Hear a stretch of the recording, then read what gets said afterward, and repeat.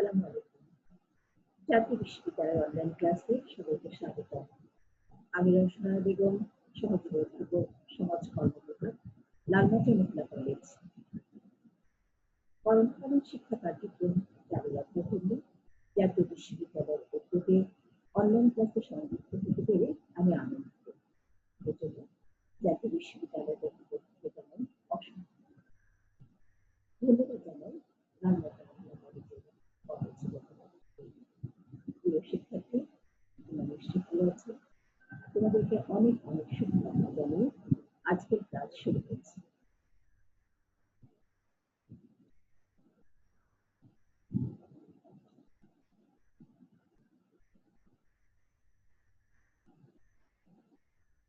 আজকে এই কোর্সটা তোমাদের পড়াবো সেটা হচ্ছে theories in social work practice. যে বিষয়টি আমি পড়াবো সেটি হচ্ছে সামাজিক এবং সমষ্টি উন্নয়নের তাত্ত্বিক দৃষ্টিভঙ্গি এবং সামাজিক উন্নয়ন অনুশীলনে এদের ব্যবহার। চ্যাপ্টার 4। সামাজিক এবং সমষ্টি উন্নয়নের বিভিন্ন রকম তত্ত্ব রয়েছে। আধুনিক বিভিন্ন রকম তত্ত্ব, সেগুলো হচ্ছে ক্যালকটের পার্সেন্সের তত্ত্ব, ডব্লিউ রোস্ট এবং তার আধুনিকায়ন তত্ত্ব, ব্যারিয়ন লেভিয়ার তত্ত্ব, তার নির্দিষ্ট তত্ত্ব, নির্ভরশীলতা তত্ত্ব, মার্কসীয় তত্ত্ব। প্রথমে আমরা আসি ক্যালকট পার্সেন্সের তত্ত্ব। পার্সন্স, সোসাইটিস এবং the systems of modern societies শীর্ষক দুটো গ্রন্থে সামাজিক বিকাশ ও সামাজিক উন্নয়ন সম্পর্কে চিন্তা ব্যক্ত করেছেন। মূলত নব্য বিবর্তনবাদের দৃষ্টিকোণ থেকে যে সামাজিক কাঠামোর ক্রিয়াগত বিশ্লেষণ করতে গিয়ে তিনি সামাজিক বিকাশকে তুলে ধরার চেষ্টা করেছেন। তিনি মনে করেন যে প্রত্যেক সমাজের যাত্রা শুরু হয় আদিম ব্যবস্থা থেকে, অর্থাৎ অর্থনৈতিক, সামাজিক, রাজনৈতিক, সাংস্কৃতিক উন্নয়নের পথ ধরে মধ্যবর্তী অবস্থানে পৌঁছে বা পরবর্তীতে চূড়ান্ত পর্যায়ে পরিণতি লাভ করে। তাহলে স্লাইডে দেখো যে ক্যালকট পার্সন্স এর সামাজিক বিকাশের 5টি স্তর এখানে তুলে ধরা হয়েছে। প্রথমটি হচ্ছে আদিম সমাজ, যেমন অস্ট্রেলিয়ার আদিবাসী। দ্বিতীয়টি হচ্ছে অগ্রসরমান আদিম সমাজ এবং স্থাপত্য সমাজ, যেমন মেসোপটেমিয়ান সাম্রাজ্য ও আদি মিশর। 3 নম্বরটাতে লেখা আছে ঐতিহাসিক মধ্যযুগীয় সমাজ, যেমন চীন, ভারত। এরপর আছে কৃষিভিত্তিক সমাজ, যেমন ইসরায়েল ও গ্রিস। তারপরে আছে আধুনিক সমাজ, যেমন যুক্তরাষ্ট্র, সোভিয়েত ইউনিয়ন, ইউরোপ, জাপান।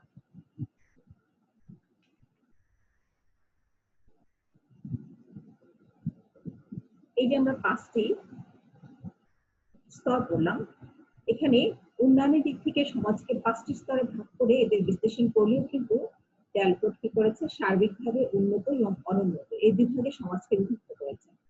উন্নত এবং অনুন্নত সমাজের মধ্যে উল্লেখযোগ্য পার্থক্য দেখা যায় তাদের বিহেভিয়ারাল অ্যান্ড অর্গানাইজেশন প্যাটার্নের মধ্যে দিয়ে। এটা তিনি উল্লেখ করেছেন। তিনি উন্নত সমাজ এবং অনুন্নত সমাজের বিহেভিয়ারাল প্যাটার্ন তুলে ধরেছেন। তাহলে একটু দেখো যে প্যাটার্ন গুলি কিরকম। ডেভেলপ সোসাইটি বিহেভিয়ারাল প্যাটার্নটা হচ্ছে এককেন্দ্রিকতা, নির্দিষ্ট কারণ ভিত্তিক এবং বিস্তৃতিমূলক প্রথা। আবার আন্ডার ডেভেলপ সোসাইটিতে যে বিহেভিয়ারাল প্যাটার্ন সেটা হচ্ছে এককেন্দ্রিকতা, নির্দিষ্ট কারণ ভিত্তিক এবং অনির্দিষ্ট প্রথা। তো ক্রিয়াবাদী দৃষ্টিকোণ থেকে সমাজ বিশ্লেষণ করতে গিয়ে সমাজকে একটি সিস্টেম হিসেবে বিবেচনা করেছেন ক্যালকট পার্সন। আর এই সিস্টেমের প্রতিটি ক্ষুদ্র এবং বৃহৎ পর্বে 4টি কাঠামোর ব্যবস্থা তিনি লক্ষ্য করেছেন। সেই কাঠামোগুলি কি স্লাইডে লক্ষ্য করো। সাংস্কৃতিক ব্যবস্থা, সমাজ ব্যবস্থা, ব্যক্তিত্ব ব্যবস্থা এবং জৈবিক ব্যবস্থা। তো পার্সন্স সমাজ কাঠামো বিশ্লেষণ করতে গিয়ে সমাজের যে ক্রিয়াগত প্রয়োজনকে তিনি চিহ্নিত করেন এবং এই ক্রিয়াগত প্রয়োজন সমূহ সমাজের বিবর্তনের সাথে বিভাজিত। মোট কথা, সমাজ যত বিবর্তিত রূপে পাওয়া যাবে তার মধ্যে কাঠামোগত এবং ক্রিয়াগত ব্যবস্থার উপরিভাগ এবং তাদের স্বয়ং সম্পূর্ণতা তত বেশি দেখা যাবে, তত বেশি লক্ষণীয় হবে। আরেকটা দেখো, এবার ক্যালকট কি বলেছেন যে প্যাটার্ন চলককে নির্ধারণ করেছেন আধুনিকতা এবং অনাধুনিকতার রূপ পরিবর্তন এবং এদের 5টা প্যাটার্ন তিনি চিহ্নিত করেছেন। সেগুলো হচ্ছে প্রভাব বিস্তার, নিরপেক্ষভাবে প্রভাব, নির্দিষ্টকরণ, বিস্তৃতকরণ, আন্তর্জাতিককরণ, নির্দিষ্টকরণ, যোগ্যতা, ভূমিকা পালন, আত্মকেন্দ্রিক এবং সমবেত প্রচেষ্টা। এবার আমরা চলে আসি ডব্লিউ রোডস এবং তার আধুনিকায়ন। তিনি ছিলেন বিশিষ্ট অর্থনীতিবিদ এবং সামাজিক স্তরায়নে যে তত্ত্ব তিনি দিয়েছেন তা অর্থনীতি এবং সমাজবিজ্ঞানের কার্যত আধুনিক তত্ত্ব হিসেবে গৃহীত হয়েছে এবং বিশেষ মর্যাদা লাভ করেছে। এখন এই যে রোস্টের উন্নয়নের মূলত তিনি বলেছেন যে উন্নয়ন হচ্ছে অর্থনৈতিক উন্নয়নকে তিনি বলেছেন যে অর্থনৈতিক উন্নয়ন হচ্ছে সামাজিক উন্নয়নের পূর্ব শর্ত। তো সামাজিক উন্নয়নের সবচেয়ে গতিশীল এবং কার্যকরী উপাদান হচ্ছে অর্থনৈতিক উপাদান। তাই অর্থনৈতিক উন্নয়ন সামাজিক উন্নয়নের সাথে নিবিড়ভাবে সম্পর্কিত বলে তিনি মন্তব্য করেছেন। তিনি বলেছেন যে সামাজিক উন্নয়নের সূচক পরিমাপে অর্থনৈতিক উন্নয়ন একদিকে যেমন গুরুত্বপূর্ণ ভূমিকা পালন করে, অন্যদিকে অর্থনৈতিক উন্নয়ন সামাজিক উন্নয়ন নির্দেশক রূপে তার নিজস্ব ভূমিকা পালন করে থাকে।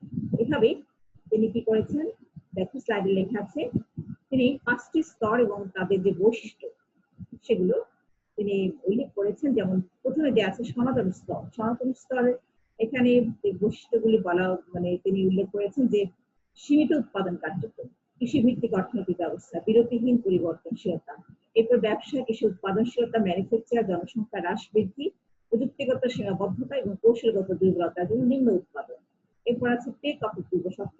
টেক অফ হচ্ছে উত্তরণ, অর্থাৎ এটা হচ্ছে দ্বিতীয় স্তর, অর্থাৎ সনাতন যে সমাজ ব্যবস্থা তার অর্থনৈতিক এবং সামাজিক অগ্রগতির অনেকটা স্থির কিংবা স্থগতি সম্পন্ন। সনাতন সমাজ উন্নয়নের গুরুত্বপূর্ণ গতি লাভ করে মূলত স্তর জীবনযাত্রা, প্রচলিত জীবনযাত্রা, অর্থনীতি এবং সাংস্কৃতিক দিক থেকে এই পর্যায়ে এক গতিশীলতা এবং নবজাগরণ দেখা দেয়।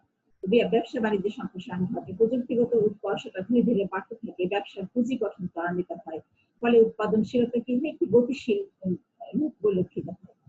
তারপর চলে আসে 3 নম্বরে টেক অফ।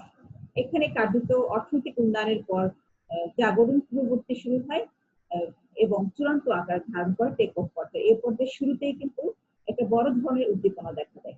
রাজনৈতিক বিপ্লব, প্রযুক্তিগত চরম উৎকর্ষতা বা অনুকূল যে আন্তর্জাতিক পরিবেশ এই উদ্দীপনার কারণ হতে পারে। উদ্দীপনার চেয়ে বড় ব্যাপার হচ্ছে যে পরিস্থিতি মোকাবেলার মতো দেশটি যথেষ্ট সামাজিক এবং অর্থনৈতিক অগ্রগতি সাধন হয় এই পর্যায়ে।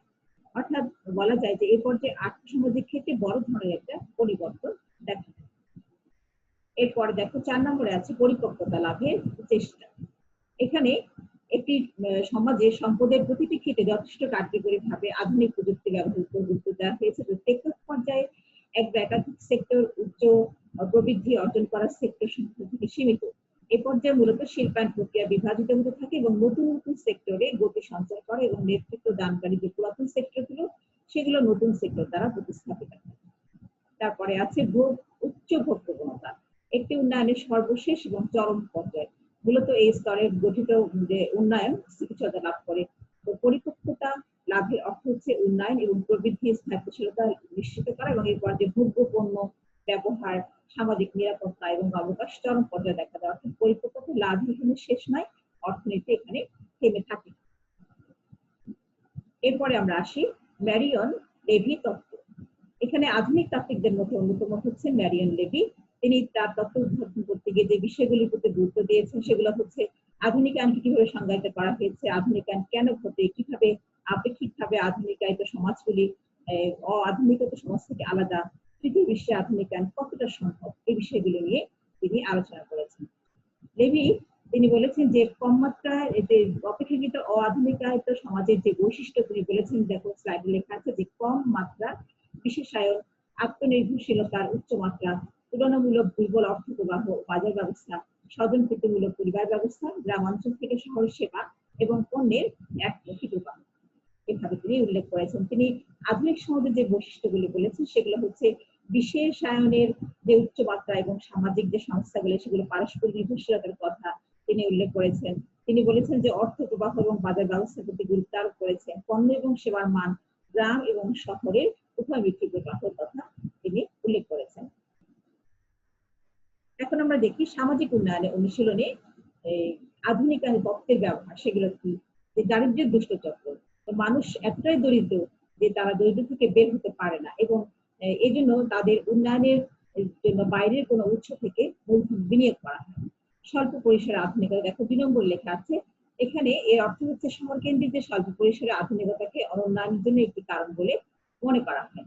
তো এক্ষেত্রে এই তত্ত্বের ব্যবহারটা হচ্ছে গুরুত্বপূর্ণ। গতানুগতিকতা, এখানে হচ্ছে প্রথাগত যে বিশ্বাস রীতিনীতি মানুষকে তাদের কি হয় অবস্থার উন্নয়নে উদ্যোগী করতে এবং কোন প্রচেষ্টা গ্রহণে বাধা দেয়। তো অর্থনৈতিক এবং সামাজিক যে পশ্চাৎপদতা দূর করার জন্য প্রথাগত সংস্কৃতি পরিবর্তন করা হয়েছে। সম্পদের সুষম বন্টন, আধুনিকায়ন মূলত কি হচ্ছে প্রগতিশীল প্রক্রিয়া, যেটাকে অপরিহার্য না বলে প্রত্যাশিত করা যায়। তো সনাতন রাজনৈতিক ব্যবস্থার পরিবর্তে আধুনিকায়ন হতে রাজনৈতিক ব্যবস্থা জাতীয় কার্যক্রম পরিচালনা, অংশগ্রহণ, সম্পদের সুষম বন্টনের একটি সুবিধাজনক ব্যবস্থা। সুতরাং দেখা যায় যে কোনো সমাজের প্রেক্ষিতে আধুনিকায়নে রাজনৈতিক ব্যবস্থা সঠিক মাত্রায় প্রত্যাশিত। এরপর রয়েছে টেকসই উন্নয়ন। এখানে প্রত্যাশিত প্রকাশ্য যে অনুশীলন যে টেকসই উন্নয়ন একটি দীর্ঘমেয়াদী প্রক্রিয়া। তো স্বল্পমেয়াদী যে সমাজে টেকসই উন্নয়ন প্রত্যাশা করতে পারে না, সুতরাং আধুনিকায়ন তত্ত্বকে মূলত বিবর্তনমূলক পরিবর্তন বলা হয়। সামাজিক উন্নতি এবং অগ্রগতি, এটা হচ্ছে একে অপরের উপর নির্ভরশীল, সুতরাং এই নির্ভরশীলতা যে কোনো ধরনের প্রতিবন্ধকতা সৃষ্টি করে না এবং সামাজিক উন্নতি অগ্রগতির জন্য পারস্পরিক কাজের চুক্তি সম্পাদনের জন্য সামাজিক প্রতিষ্ঠানগুলোর মধ্যে নির্ভরশীলতা অপরিহার্য হয়ে পড়ে। অর্থনৈতিক ক্ষেত্রে এই তত্ত্বের রচনার উন্নয়নের 5টি পর্যায়ের কথা উল্লেখ করেছেন, এটা আমরা আগে পড়েছি। সনাতন সমাজ, টেক অফ পূর্বশর্ত, তারপর টেক অফ প্রক্রিয়া, পরিপক্কতা লাভের চেষ্টা আর উচ্চ প্রবণতা।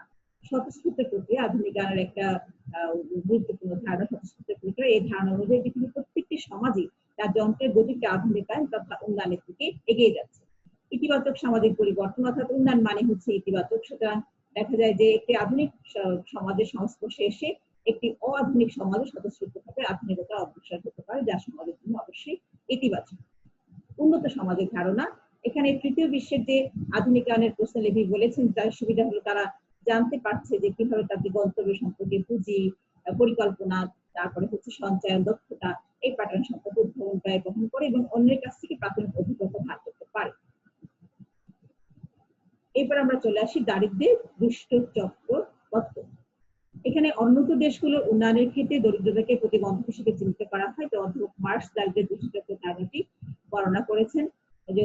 তিনি বলেছেন যে যারা উন্নত দেশের অর্থনৈতিক উন্নয়নের জন্য বাধাসীনী, যে কারণ তাদের উন্নত কৃষি, নিরক্ষর জনগণ, পুষ্টিহীনতা সবসময় দারিদ্র্যের দুষ্টচক্রের পরিপন্থী, সুতরাং তারা দারিদ্র্যের দুষ্টচক্রে অবস্থান করে। দেখো দুষ্টচক্রের লক্ষণগুলি লেখা আছে। 1 নম্বর স্থবির সমাজ, নিম্ন মাথাপিছু আয়, অল্প আয়, অল্প সঞ্চয়, কম বিনিয়োগ, কম উৎপাদন ক্ষমতা, যোগানের ক্ষেত্রে কম আয়, কম ক্রয় ক্ষমতা, কম বিনিয়োগ, কম উৎপাদন ক্ষমতা, এগুলো হচ্ছে চাহিদার ক্ষেত্রে। তো সামাজিক উন্নয়নে যে দারিদ্র দূরীকরণ, সেই সামাজিক উন্নয়নে দারিদ্র দূরীকরণের কি উপায়, তত্ত্বের যে প্রয়োগ, এই তত্ত্বটা কিভাবে প্রয়োগ করা যায়। তো একটি দেশের উন্নয়নের জন্য প্রতিবন্ধকতা হচ্ছে দারিদ্র। সুতরাং দারিদ্র অবস্থা বিদ্যমান থাকলে পুঁজি গঠন এবং সঞ্চয় প্রবণতা কিন্তু কম থাকে, ফলে নতুন বিনিয়োগ সম্ভব হয় না, ফলে উন্নয়ন কার্যক্রম স্থবির হয়ে পড়ে এবং দারিদ্র্যের দুষ্টচক্রের মাধ্যমে যে কোনো দেশের দারিদ্র্যের মূল কারণে গভীরে প্রবেশ করা যায়, ফলে দারিদ্র্য দূরীকরণের পথ সুগম হয়। 2 নম্বর আছে মূলধন গঠন। যে সর্বাধুনিক মুক্তবাজার অর্থনীতি মূলধন গঠনের উপর গুরুত্ব আরোপ করা হয়। তো মূলধন গঠনের মাধ্যমে কিন্তু মূল ধনতান্ত্রিক দেশগুলোর উন্নতির শীর্ষ শিখরে আরোহণ করতে সক্ষম হয়েছে। এরপরে আর্থসামাজিক ব্যবস্থার পরিবর্তন।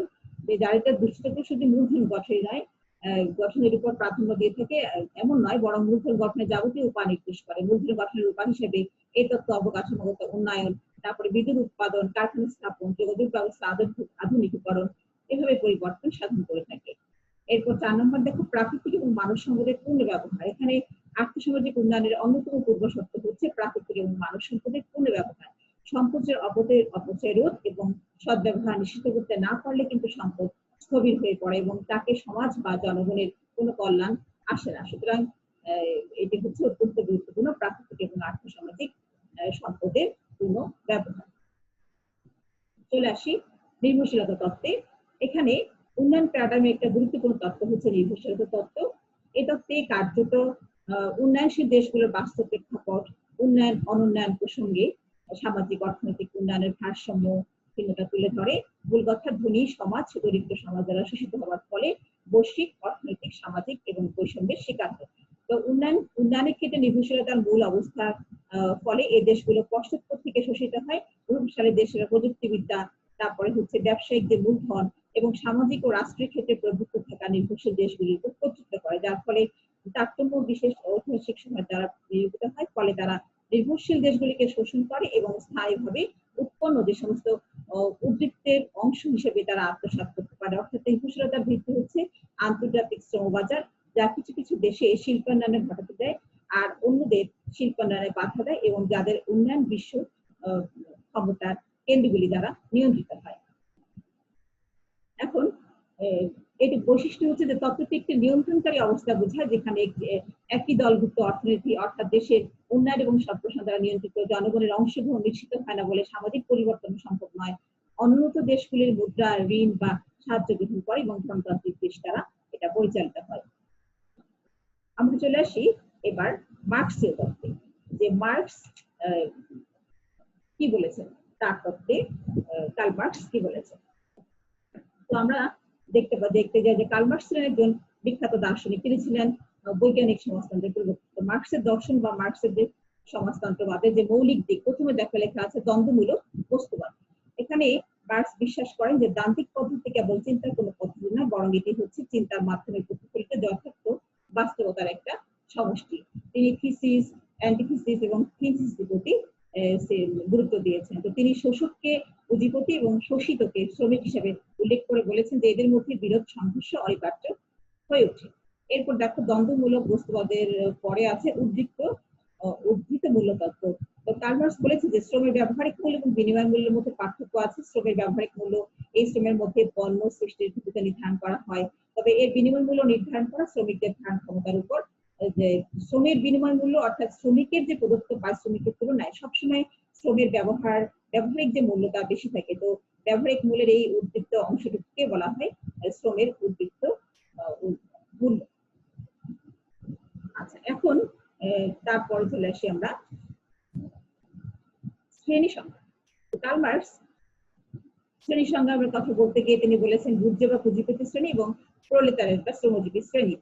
তিনি শহরাঞ্চলের মিল ফ্যাক্টরির যে শ্রমিক তাদেরকে তিনি প্রোলেতারিয়েট শ্রেণী এবং শিল্প সম্পদের যে অধিপতি তাদের বুর্জোয়া শ্রেণী বলে উল্লেখ করেছেন। তারপরে আমরা চলে আসি রাষ্ট্র সম্পর্কে মার্ক্সের ধারণা কি, অর্থাৎ কার্ল মার্ক্স রাষ্ট্র সম্পর্কে যে কমিউনিস্ট ম্যানিফেস্টোর কথা উল্লেখ করেছেন তা ইতিহাসের বস্তুগত ব্যাখ্যার একটা আবশ্যিক সিদ্ধান্ত। মার্ক্স রাষ্ট্রের যে সনাতন তত্ত্বের মূলে প্রচন্ড আঘাত নিয়ে ঘোষণা করেছেন যে রাষ্ট্র অভিন্ন কল্যাণের লক্ষ্যে নিবেদিত একটি সর্বজনীন প্রতিষ্ঠান। তিনি বলেছেন যে রাষ্ট্র যে কোনো সমাজের প্রভাবশালী অর্থনৈতিক শ্রেণীর হাতে গড়া এবং একটি সংগঠন এবং অন্যান্য শ্রেণীর উপর এই শ্রেণীর শাসন এবং যে শোষণকে মজবুত করার প্রধান লক্ষ্য। এটা তিনি রাষ্ট্র সম্পর্কে উল্লেখ করেছেন। এবার আসি আমরা আন্তর্জাতিকতাবাদ। তো আন্তর্জাতিকতাবাদে এখানে মার্ক্সের ভাষায় যে শ্রমিক শ্রেণীর আন্দোলন কোনো দেশের মধ্যে সীমাবদ্ধ না থেকে এটি সারা বিশ্বে ছড়িয়ে পড়বে, সমগ্র পৃথিবীতে সকল শ্রমিকের একই স্বার্থ থাকবে। শ্রমিক শ্রেণী বুর্জোয়াদের বিরুদ্ধে আন্তর্জাতিকভাবে ঐক্যবদ্ধ হয়ে মালিকানা এবং শাসনের অবসানের জন্য সংগ্রামে লিপ্ত হবে। তো এভাবে প্রত্যেকটা রাষ্ট্র থেকে ধনতন্ত্রের নাম বিলুপ্ত হবে এবং সমাজতন্ত্র আন্তর্জাতিকরণ লাভ করবে। পরিবার ব্যবস্থা সম্পর্কে মার্ক্স বলেছেন যে ব্যক্তিগত পরিবার প্রথা দূর হবে, শিশু লালন পালন এবং শিক্ষা রাষ্ট্রের দায়িত্ব থাকবে। এক কথায় মার্ক্সবাদী সমাজ ব্যবস্থা পরিবার প্রথা সম্প্রদায়ের সাথে একীভূত হয়ে যাবে। এখন আমরা দেখি যে সামাজিক উন্নয়নে মার্ক্সের যে তত্ত্ব সেই তত্ত্বের প্রয়োগ কিভাবে করা যায়। মার্ক্সের উৎপাদন পদ্ধতি, দেখো উৎপাদন পদ্ধতি করা যায় শোষণমুক্ত সমাজ প্রতিষ্ঠার মাধ্যমে করা যায়। তারপরে হচ্ছে শ্রম কল্যাণ, এরপর বৈষম্য দূরীকরণ, তারপরে হচ্ছে বঞ্চিত শ্রেণীর অধিকার। তো উৎপাদন পদ্ধতির প্রয়োগের মাধ্যমে আমরা সামাজিক উন্নয়নের জন্য কার্ল মার্ক্স যে উৎপাদন পদ্ধতির উপর বেশি গুরুত্ব দিয়েছেন। তিনি উৎপাদন ব্যবস্থার উপর ভিত্তি করে সাম্যবাদ, সামন্ত সমাজ এবং গণতান্ত্রিক সমাজ ব্যবস্থার কথা উল্লেখ করেছেন। আবার দ্বিতীয়ত লেখা আছে দেখো শোষণ মুক্ত সমাজ প্রতিষ্ঠা। তো অর্থনৈতিক শোষণ মুক্ত সমাজ প্রতিষ্ঠা করা কার্ল মার্ক্সের মতবাদে এটা মূল কথা। তিনি সমাজের সম্পদের উপর সকলের সমান অধিকার প্রতিষ্ঠার জোর দিয়েছেন। তিনি সমাজের উন্নয়নে সামাজিক উন্নয়নের ইঙ্গিত তিনি বলেছেন, ইঙ্গিতের কথা তিনি উল্লেখ করেছেন। এরপর 3 নম্বর আছে শ্রম কল্যাণ, যে বর্তমান সময়ে শ্রম কল্যাণ কর্মসূচি কার্ল মার্ক্সের কিন্তু অবদান। সুতরাং কার্ল মার্ক্স তার তত্ত্বের মাধ্যমে শ্রমিক শ্রেণীর অধিকার আদায় সোচ্চার হয়েছিলেন, তার তত্ত্বে সক্ষম আলোড়ন সৃষ্টি করেছিল। বৈষম্য দূরীকরণের পরে আছে কার্ল মার্ক্সের অর্থনৈতিক বৈষম্য, শ্রেণী সংগ্রামের বর্ণনা তিনি উল্লেখ করেছেন। যে পুঁজিবাদী অর্থ ব্যবস্থায় যেসব বৈষম্য পরিলক্ষিত হয় তার তত্ত্বের মাধ্যমে শোষিত এবং যে নিপীড়িত সর্বহারা শ্রেণী ন্যায্য অধিকার ফুটে উঠেছে, বঞ্চিত শ্রেণীর অধিকার। কার্ল মার্ক্স বলেছেন যে এই তত্ত্বের মাধ্যমে বলেছেন যারা বঞ্চিত শ্রেণী, যারা সর্বহারা শ্রেণী তাদের অধিকার আদায়ের কথা তার তত্ত্বে ফুটে উঠেছে। বঞ্চিত শ্রেণীর স্বার্থ রক্ষা এই তত্ত্ব আমরা বলতে পারি যুগান্তকারী ভূমিকা পালন করে। সুতরাং তার তত্ত্বের বাস্তবায়ন আমরা দেখতে পাই। সুতরাং তার তথ্য হচ্ছে একটি প্রতিনিধিত্বমূলক তথ্য, বিশ্লেষণমূলক তথ্য এবং নির্দেশনামূলক তথ্য, এটা আমরা বলতে পারি। আমি তোমাদের কতগুলি বইয়ের রেফারেন্স দিয়েছি, যে তোমরা যেগুলো বইয়ের পাশাপাশি পড়ার পাশাপাশি যে বইগুলি তোমরা পড়বে এবং লক্ষ্য রাখবে যাতে এই বইগুলি তোমরা তোমরা যে বইগুলি পড়বে তার পাশাপাশি এই বইগুলি পড়লে তোমরা অনেক বেশি সফলতা লাভ করতে পারবে। তো তোমরা সবাই স্বাস্থ্যবিধি মেনে চলবে, সবাই ভালো থাকো, সুস্থ থাকো। তো তোমাদেরকে শুভকামনা জানাচ্ছি। আরেকটা কথা বলে রাখছি যে আজকে যে ক্লাসটা হলো সেই ক্লাসে তোমরা ভালোভাবে চর্চা করবে। তোমরা মনে রাখবে যে চর্চাই হচ্ছে কিন্তু শিক্ষার মূল কেন্দ্রবিন্দু। আমি যে লেকচারটা দিলাম চ্যাপ্টার 4 এর, এই চ্যাপ্টার 4 এটা শেষ হয়ে গেল। নেক্সট ক্লাসে আমরা চ্যাপ্টার 5 এ চলে যাব, আর দুটো লেকচার আমাদের থাকবে, তারপরে পুরো কোর্সটা শেষ হয়ে যাবে। তো অনেকগুলো পড়া কিন্তু এর মধ্যে হয়ে গেছে, সেক্ষেত্রে তোমরা এগুলো লক্ষ্য রাখবে এবং খেয়াল করে তোমরা সেগুলো করবে। তো তোমাদেরকে অনেক শুভকামনা জানিয়ে আজকে ক্লাস শেষ করছি।